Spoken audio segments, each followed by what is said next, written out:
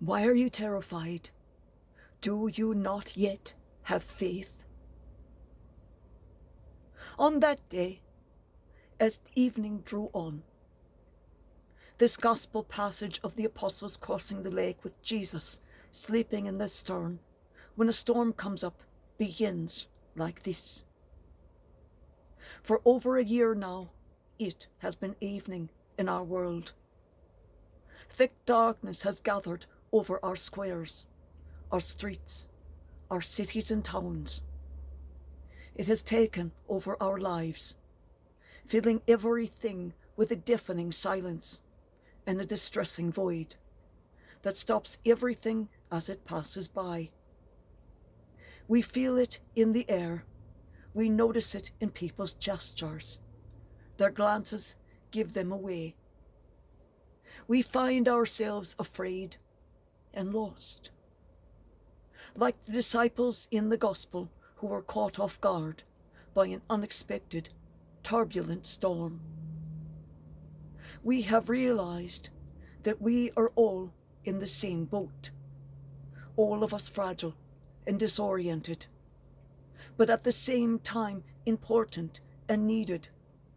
All of us called to row together, each of us in need of comforting the other. On this boat, all of us are of equal value, of equal importance, and all are necessary to stop the slick rumors and the libel and slander by the evil machine of conspiracy on the other side. Just like those disciples who spoke anxiously with one voice, saying, "We are perishing." So we too have realized that we cannot go on thinking of only ourselves, but we can defeat the obstacles and achieve the goals only if we do this together as one. It is easy to recognize ourselves in this story. What is harder to understand is Jesus' attitude. While his disciples are quite naturally alarmed and desperate, he reclines in the stern, in the part of the boat that sinks first. And what does he do? In spite of the tempest, he sleeps on soundly, trusting in the Father. And note that this is the only time in all of the Gospels when Jesus ever sleeps. We don't count when he's a babe. When Jesus awakens, he calms the wind and the waters, then turns to the disciples and in a reproaching voice, "Why are you terrified? Do you not yet have faith?" Let us look at this moment a bit so as to better understand the undercurrents. In what does the lack of the disciples' faith consist, as contrasted with Jesus' trust of the Father? They had not stopped believing in Jesus. In fact, they called upon him. But we see how they call on him, questioning his love of them. "Teacher, do you not care if we perish? Do you not care?" They think that Jesus is not interested in them, does not care about them any longer. This one phrase hurts more than a betrayal, for it questions the integrity of the person. It questions the integrity and the honesty and depth of their love. "Do you not care about me?" is a phrase that wounds. It unleashes a tumult in our heart. It would have shaken Jesus too, because he, more than anyone, cares about us and cared about all those in the boat. Indeed, once they have called on him, he saves them from their discouragement. The storm exposes our vulnerability and uncovers those false and superfluous certainties around which we have constructed our daily schedules, our projects, our habits and priorities. It shows us how we have allowed ourselves to become dull, tarnished, weak and enfeebled by the things that are meant to nourish, sustain and strengthen our lives and our communities. The tempest lays bare all our pre-packaged ideas and forgetfulness of what nourishes people's souls. All attempts to anesthetize us with ways of thinking and acting that will supposedly save us, but instead prove incapable of putting us in touch with our roots, keeping alive the memory of those who have gone before us. Consequently, we deprive ourselves of the antibodies we need to confront adversity. In this storm, the facade of those stereotypes from which we camouflage our egos, always worrying about our image, have fallen away, uncovering once more that blessed common belonging of which we cannot be deprived, our belonging as brothers and sisters. Why are you terrified? Do you not yet have faith? Lord, your word today strikes us and regards us, all of us, in this world that you love more than we do. We have gone ahead at breakneck speed, feeling powerful and able to do anything.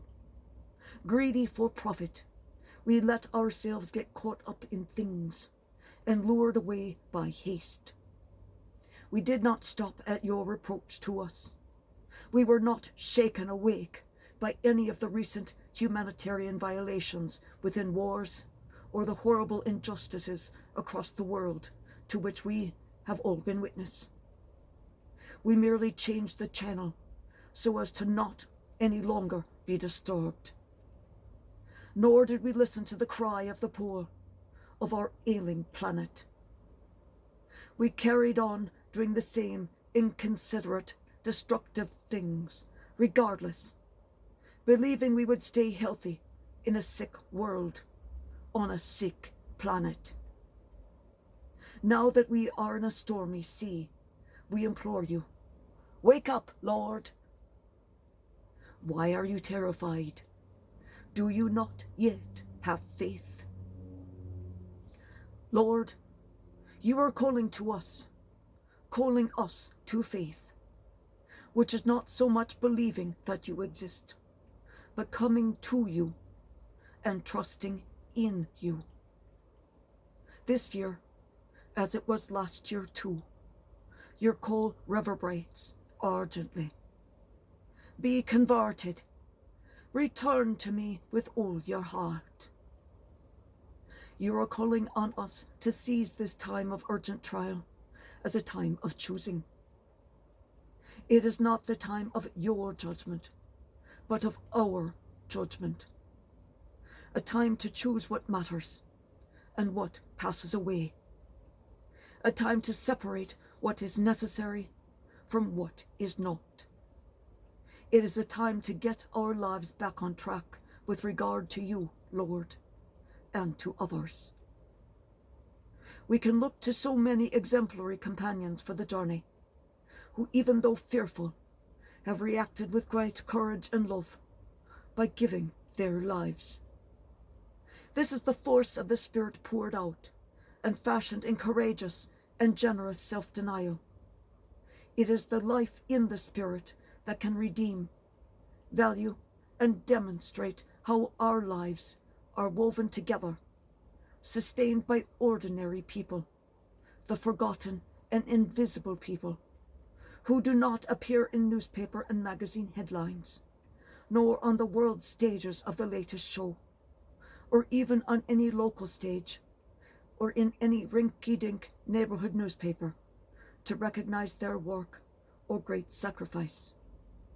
But they, without any doubt, are writing the decisive events of our time.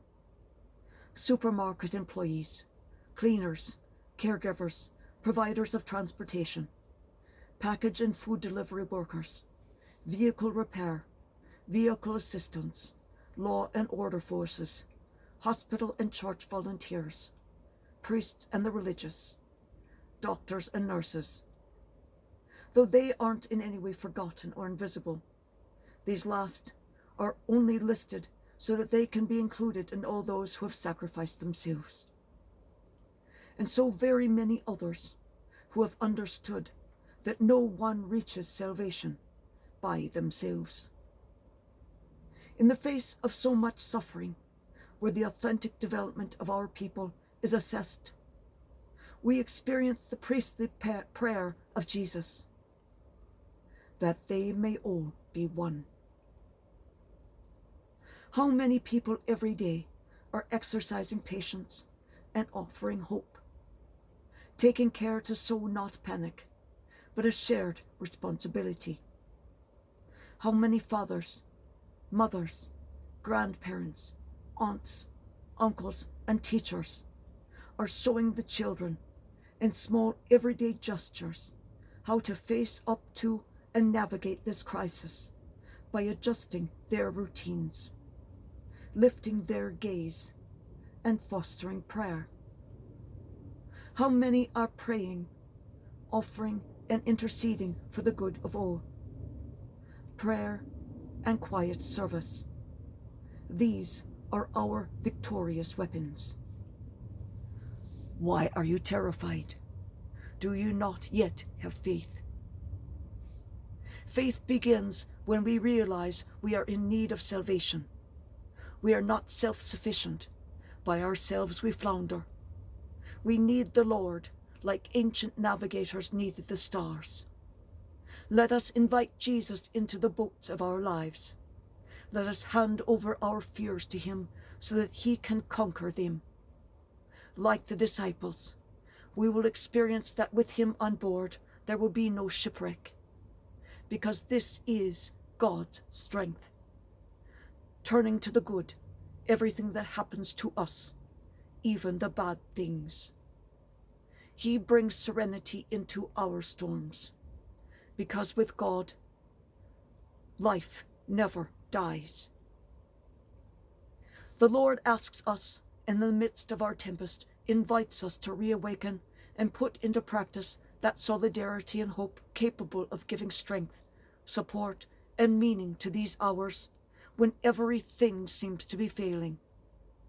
The Lord awakens so as to reawaken and revive our faith, rekindled with the Easter flames. We have an anchor. By his cross we have been saved. We have a rudder. By his cross we have been redeemed. We have a hope. By his cross we have been healed and embraced so that nothing and no one can separate us from his redeeming love. Embrace his cross means finding the courage to embrace all the hardships of the present time, abandoning for a moment our eagerness for power and possessions in order to make room for the creativity that only the Spirit is capable of inspiring. It means finding the courage to create spaces where everyone can recognize that they are called, and to allow new forms of hospitality, fraternity, and solidarity. By his cross we have been saved in order to embrace hope and let it strengthen and sustain all measures and all possible avenues for helping us protect ourselves and others. Embracing the Lord in order to embrace hope. That is the strength of faith, which frees us from fear and gives us hope. Why are you afraid? Have you yet no faith?